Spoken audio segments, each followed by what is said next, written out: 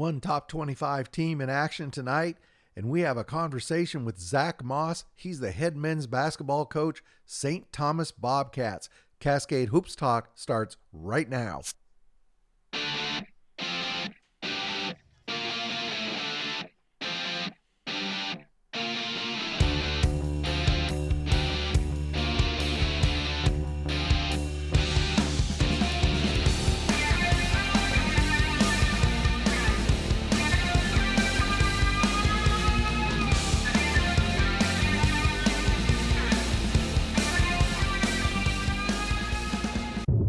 Before we get started, the YouTube data shows that over 2/3 of you that watch this show do not subscribe. And I think all of you know I do this as a labor of love. I don't show you ads. I don't try to get any money. I pay for everything, including my travel, out of my own pocket. The only thing I wish for out of it is that a lot of people get to hear the story of NAIA basketball, and the more of you who could subscribe, it would be very helpful. So if you could subscribe on YouTube and hit the like button on X or on Spotify, I would really appreciate it. Thank you. Hey, how's everybody doing on a Tuesday? Let's look at what happened on Monday. One top 25 game last night. You're looking at it right here. LSU Alexandria. They hosted Louisiana Christian. They beat them 82-62. This was a good rebound game for the Generals. They fell to Xavier the other day. Cashy Nat had 18 points, 14 rebounds. He can really rebound. EJ McQuillan, he had 15 points. So LSU Alexandria now, they go to 7-1, and they're going to face University of Southwest in New Mexico on, I didn't say when. On Thursday. Sorry about that. They'll play them on Thursday, and they're 7-1. Hey, congratulations to Ty Compton. He was named Hoop Dirt's NAIA National Coach of the Week. He's got Pikeville playing pretty well. We saw that recognition, and we wanted to pass it on, and echo it as well. Congratulations to the Pikeville Bears and to Ty Compton. Congratulations. We're going to talk to Zach Moss. His team, St. Thomas Bobcats, he's first-year coach there. He was the assistant with Patrick Crary, and when Patrick Crary moved on to that D1 school, Zach Moss took over as the head coach there, and he's been finding his footing under him. He's very qualified. He's been around basketball a long time. You'll hear him talk about that. But two big wins for the Bobcats this weekend at the show. As you can see on the slide here, 71-65 over Milligan, and then they beat Shawnee State pretty convincingly, 79-59. So why don't we just take a listen to Zach Moss, St. Thomas Bobcats. Cascade Hoops Talk. Hey, I got Zach Moss, head men's basketball coach at St. Thomas. They're the Bobcats. Thanks, Coach, for being on. Thank you. I appreciate it. So, this weekend was a big weekend for NAIA basketball down at the show. Ken French does a great job putting that on, getting all those games going. But I thought you guys really caught a lot of people's eye, including mine. Talk about your performance this weekend at the show as a team.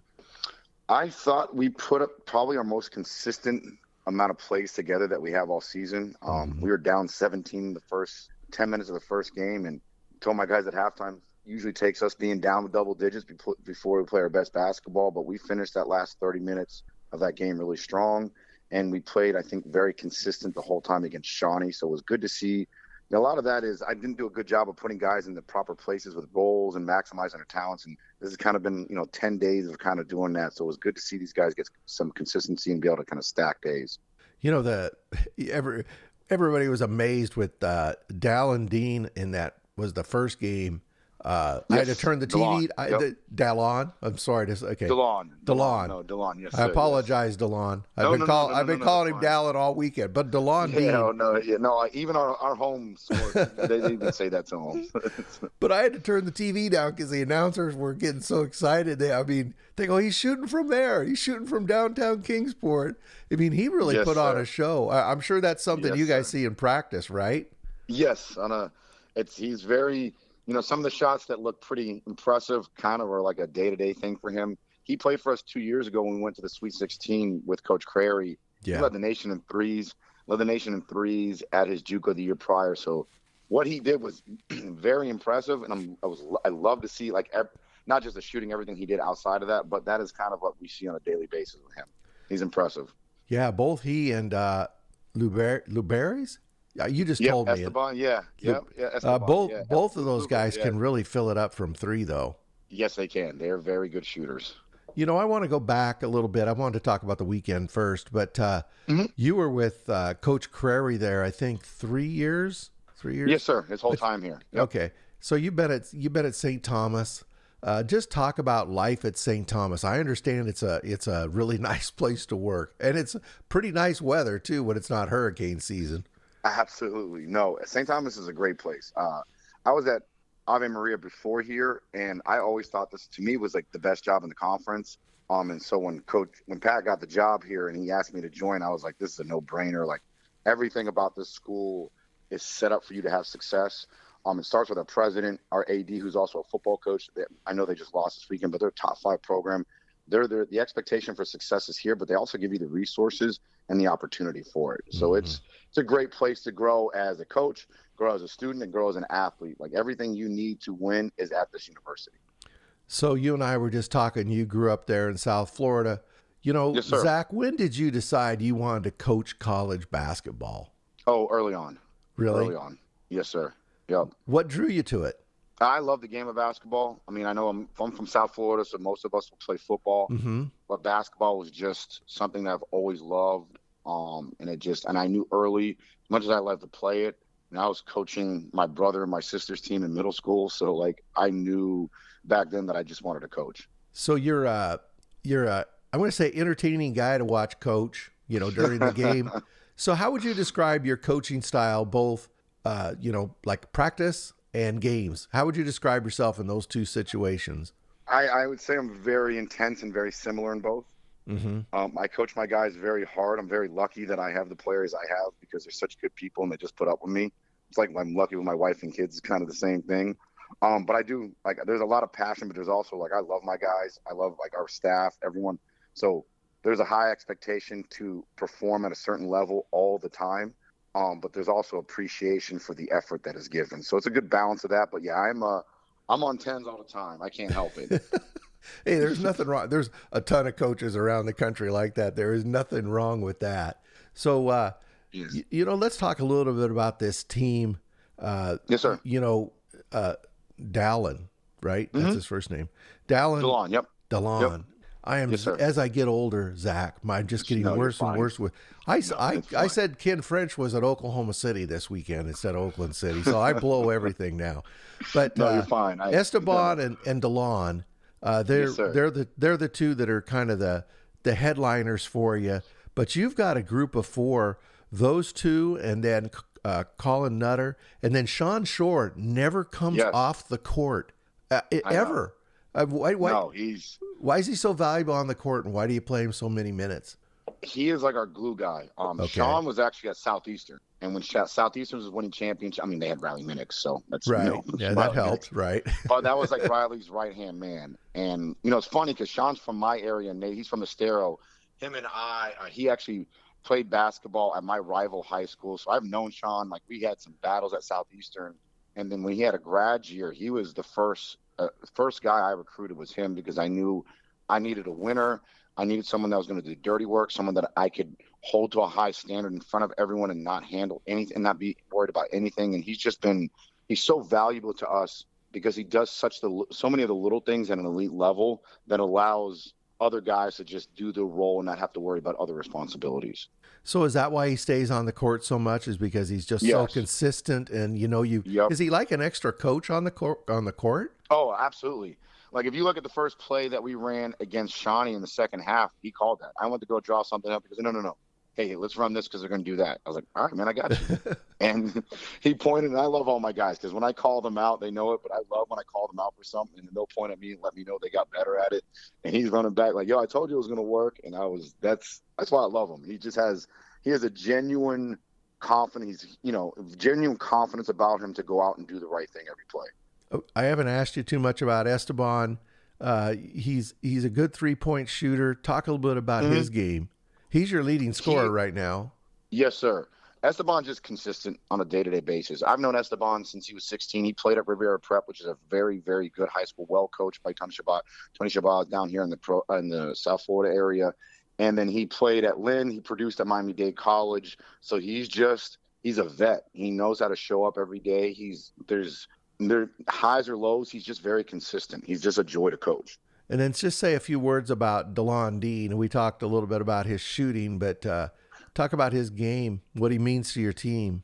DeLon is great because he can be my punching bag in games and practice sometimes. DeLon and I have been through a lot together. He's been here. He's been in our program for 3 years, even though he redshirted last year. Mm-hmm. He's helped us win. He knows our stuff. He knows how to handle situations. And honestly, like his shooting, all that is great. But if a couple games ago, he got benched. And if you watch, like I was looking at the film on purpose to see how he would handle it and his body language, his maturity. There's so many intangible stuff that DeLon has shown us this year that has just been like, when you talk about like true coaching, like the growth in a human being, like seeing that from DeLon has helped us. I mean, probably the reason why we had so much success this weekend was because of how DeLon carried himself, like the threes, all that stuff that everyone sees. He had a crazy layup against Shawnee, but it's the maturity, the growth that he's shown as a man that has kind of led us to why we had success this weekend. This, is it Colin Nutter? Colin Nutter, yep. Yeah. He what makes him such a good rebounder? He's got a 9 a game right now. Yes, he's strong. He's very strong, and he just doesn't stop. He's got a motor. He plays with an intensity that is, he was at Siena Heights. He led them in scoring last year. Oh, that's right. He did come down from Siena. I saw that. Yeah. Yes, sir. Yep. And he's a smart kid. He graduated in 2 years, so he's very smart. He just knows how to play. And he just plays with a relentless motor. What? How tall is he? He's not that. Oh, 6'8". He's 6'8". No, he's 6 foot. I'm just going off your roster, Coach. Website, then we're being very, very generous. Somebody used a Coach tape measure to do this roster number. I got to talk to our social media. I was surprised because that's why I was looking. I thought, man, he's not that tall, and I saw that. No, if he's 6'8", I'm 6 foot. No, he's a little shorter than that, but he plays like he's 6'8", though. Yeah, he plays like he's 6'8". I talk to so many, I say it all the time, people probably get tired of listening to me, but obviously size has something to do with it. But some of the top rebounders around the country, they're 6'5", just strong guys, and they want the basketball. I see Drew Wyman now in College of Idaho. He's not that big a guy. He's averaging a double-double since Jake O'Neal left. They got another guy, Stratton Rogers, just has a nose for the ball. A guy I see all the time. Keegan Shivers of Oregon Tech, 6'5", but he just gets the boards.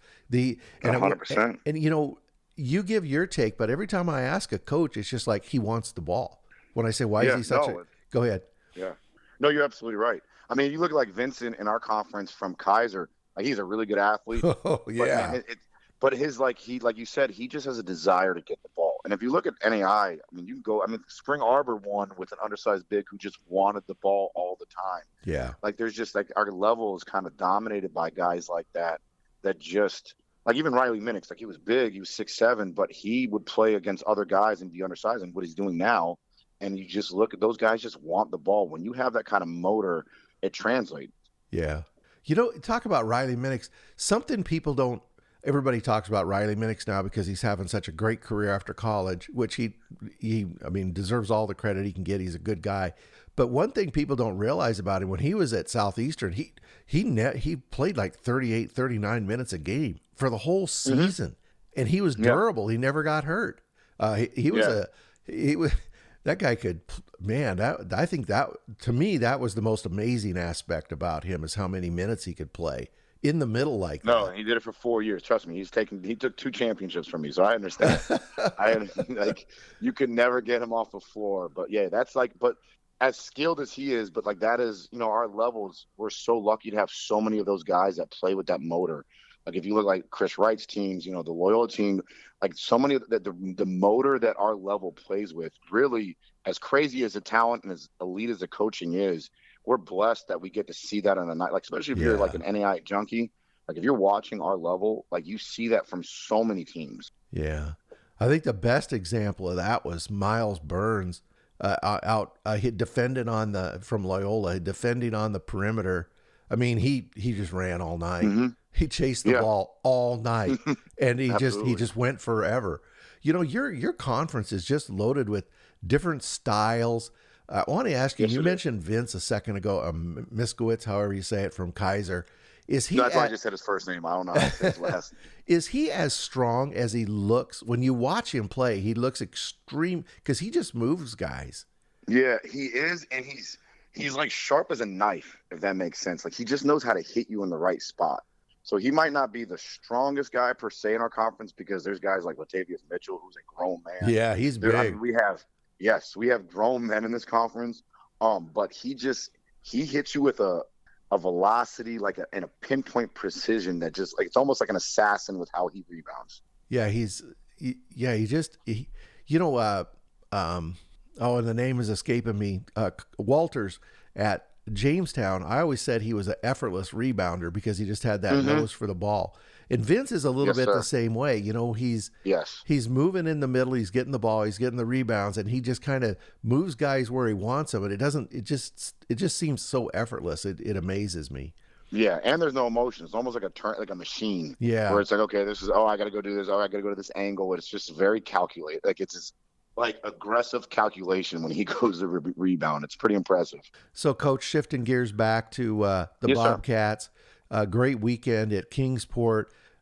Hmm. You probably haven't looked at your schedule again yet because it's pretty vicious between No, I know. No, I here know my and schedule very Christmas. well. Oh, yes, sir. So you got the good thing is you got a couple weeks off, let guys kind of bend up a little bit. 100%. You know, I'm sure everybody gets dinged up around Christmas time. You got Indiana Wesleyan coming down there.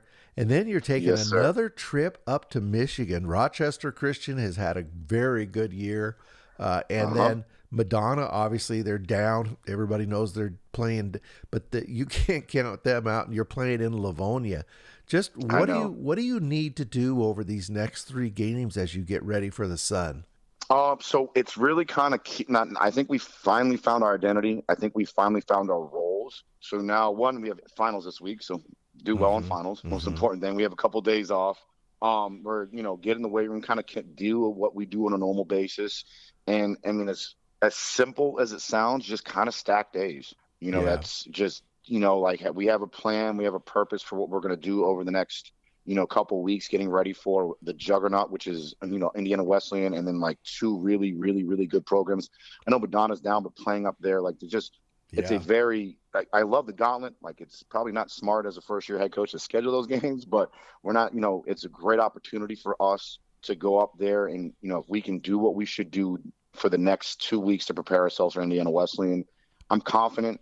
I don't know what the results are going to be, but I'm pretty sure that I'm pretty confident we can have the last 70 minutes of what we showed in the show be our normal process. Mm-hmm. Yeah, I think that's a good goal. I mean, especially offensively, your team just seemed to find its rhythm. That's maybe not putting it the right way, but did you feel that way, or that's the way it felt watching you guys Yes, this sir. weekend? No, 100%. I think like the first 10 minutes of the Milligan game, we're kind of trying to do too much and force too much stuff and not just be us. And then I think after that, we got into our action and they just kind of executed and they read the game.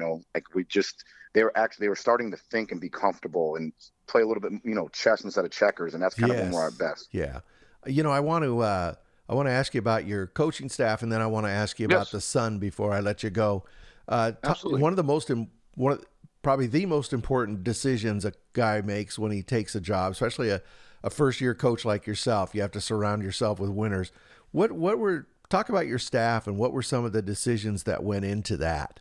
So first, my assistant coach, Mike Baez, I was very lucky to get him. He came highly recommended from Pat and from his head coach, Jeff Price. I coached against Mike, I think, and he killed us. Mike actually kind of the philosophy of the way he plays fits my system from an offensive standpoint, and he's a really, really good teacher of the game, especially in individuals. And I can trust him. So he's been a valuable piece for me. And then I have 3 graduate assistants that all played for me. and I treat them more like regular assistants because no, two of them have been in this program as players, been in here for 4 or 5 years, and then one of them, this is his second year. So like Amon Ellington, he's played second year as a graduate assistant. Jeff Steele played for me at Ave when we won a championship, second year as a graduate assistant. And Kyle Feldman played for us for 4 years in his first year as a graduate assistant. And all those guys, they're all going to be very good coaches in this business. They're very mature. They know how to handle business. They can deal with me. I can kind of be a jerk at times and have high expectations, like we need to be doing this all the time. Like they deal with me on a day-to-day basis, so I'm very grateful for them. But they're the backbone, like why our team responds, why our team never quits, why our team has attention to detail and walling up and certain things is all a testament because of those guys and what they sacrifice for our program. Yeah, you got to be real happy with what you're getting out of that at this point. Yes, sir. Yeah. 100%. No, I'm very lucky. Very lucky. I want to ask you about the Sun. It's a tough conference. Yes, it's really a mismatch, though, with, a lot of times you look at conferences and they play a certain style, right? Like the WAC, it's going to be physical, low shooting percentages, that kind. You look at different, you know what I'm saying? But you look at the Sun Conference and, it's Cook's choice. I mean, you go to Ave Maria, they're going to try to run you up and down the court all night. You go to Florida Memorial, they're going to crash the boards with 4 or 5 guys. You know what I'm saying? It's just, Kaiser's just big and strong as well. Yep. Just talk about the conference. No, the conference is a challenge and it's so much fun. I think the conference, when you look at it, like had 5 teams in the national tournament last year, but historically we always do put a lot of guys in there. You have Florida Memorial, what Delano's doing there is amazing. Those guys they play to win. Chief and Kaiser, they know who they are. They have a strong identity. Jamin and Ave Maria and the way they play, once again, they have an identity.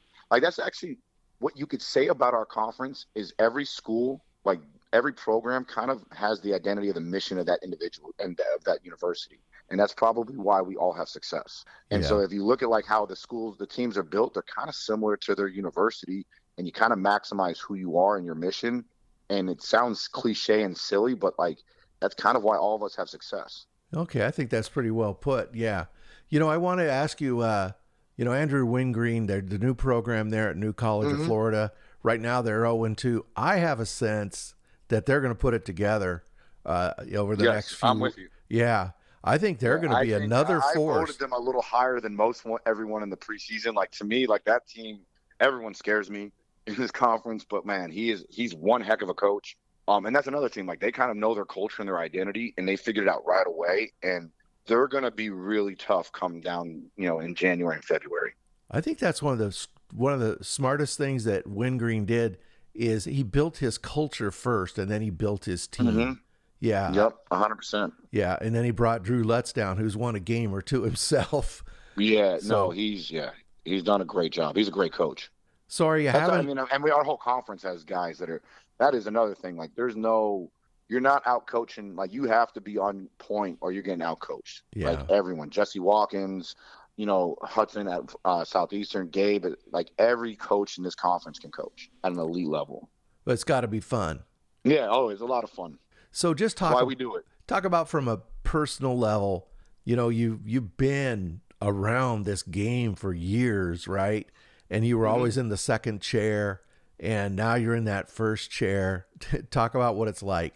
It's a dream come true. I've always wanted this. And I was able to I coach under John LaManna and I coach under Pat Crary. Mm-hmm. So I was very lucky to get 2 really, really good coaches who have their own styles, but also gave me an opportunity to prepare, run the program if I was the head coach. So because of Coach LaManna and Coach Crary, I feel we're 5-4. We need to be a lot better. There's a lot of things that I need to do a lot better at as a coach.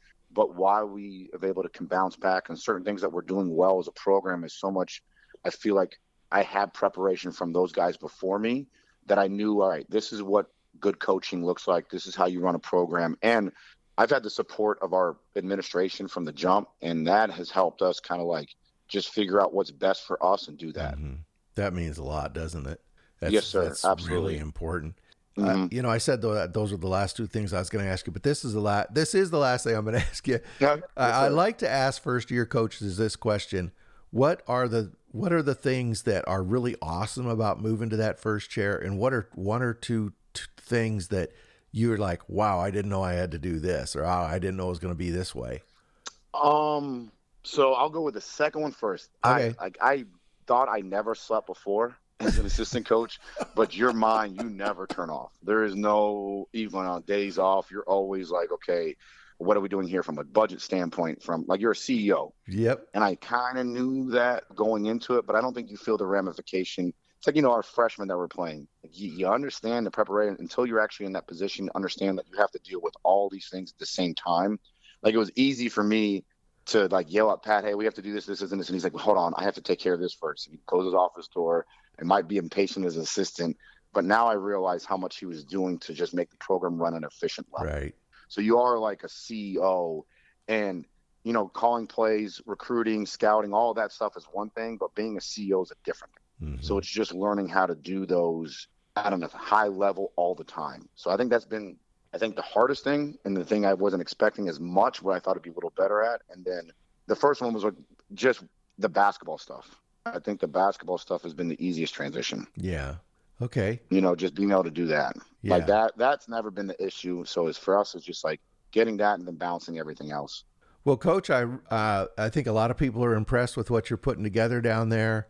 I know that Pat really built a good foundation for you. Yes, sir. And excited to see what's going to happen there in the sun, like you and I just talked about. It's going to be a gauntlet, but look forward to seeing it. Hopefully 100%. We can get together a few more times during the season and talk some Sun basketball. Absolutely. And I just want to say thank you for everything you do for our level. Like the coverage you give us and everything that you do from every coast, every area of the country. Like we're very grateful for what you guys do for us. So thank you. Oh, Zach, that's extremely kind. I appreciate that very much. Thank you. Yes, sir. Have a great day. Okay, that's Zach Moss. He's the head men's basketball coach, St. Thomas Bobcats. Thanks, Coach. Yes, sir. Take care. Hey, thanks a lot to Zach Moss and to St. Thomas University, the Bobcats, for making him available. I really appreciate his time. Really enjoyed the conversation. He just mentioned DeLon Dean.